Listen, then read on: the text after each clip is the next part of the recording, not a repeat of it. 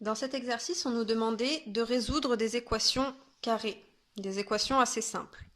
Donc pour ça, je vous demande de vous référer au cours. On a vu qu'il y avait trois cas possibles dans le cas des équations x carré égale quelque chose.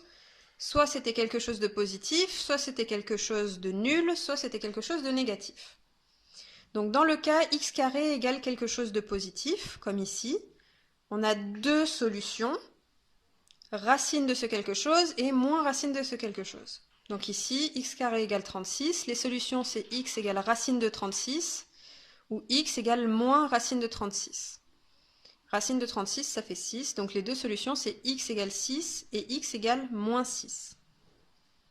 On fait pareil pour x carré égale 11, c'est toujours positif, tout va bien, donc les deux solutions c'est racine de 11 et moins racine de 11. Alors là, ça ne nous donne pas quelque chose d'entier, donc du coup, on va laisser sous forme racine de 11 sans chercher à le faire à la calculatrice.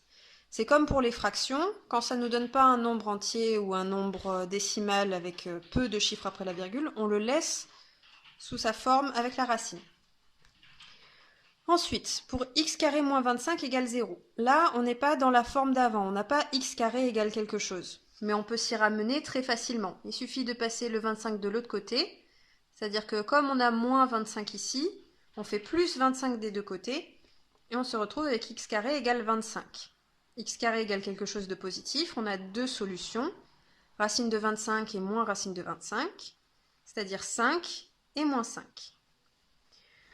Pour la dernière équation, 2x carré égale moins 32.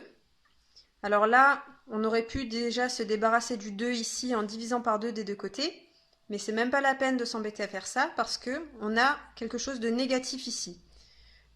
X carré c'est positif, 2 c'est positif, donc on ne peut pas avoir quelque chose de positif égale quelque chose de négatif, donc il n'y a pas de solution réelle.